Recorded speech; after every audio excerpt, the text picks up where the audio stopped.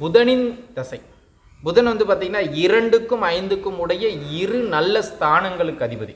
எந்த நிலையிலும் புதன் நன்மைகளை செய்ய கடமைப்பட்டவராகிறார் இந்த லக்னத்திற்கு. சரிங்களா?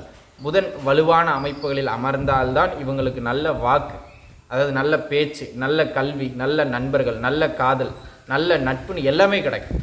இந்த புதன் தசை ரிஷப லக்னத்தில் பிறந்த ஒருவருக்கு ஆட்சியோ உச்சமோ தன்னுடைய நட்பு வீடோ அல்லது 6, 8, 12 மறையாமல் நல்ல இடங்களிலோ இருந்து விட்டார் என்றால் நல்ல யோகத்தை தன் தசாபுக்தி காலங்களில் புதன் ரிஷப லக்னக்காரர்களுக்கு கொடுத்துட்டு போயிடுறாருங்க.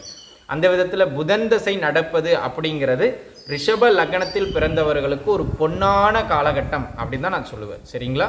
புதன் வந்து எங்கேயாவது போய் சரியில்லாத அமைப்புகளில், பின்னடைவான அமைப்புகளில் அமர்ந்து அவர் ராகுவின் தொடர்பையோ கேதுவின் தொடர்பையோ பெறுகின்ற போது மட்டும்தான் பின்னடைவுகளை தருகிறாரே தவிர, மற்றபடி இந்த லக்னத்திற்கு புதன் தசை நடக்குமானால் ஒரு நல்ல ஏற்றம் கிடைக்கும், நல்ல மதிப்பு மரியாதை கிடைக்கும் அப்படிங்கிறதுல மாற்றம் இல்லை.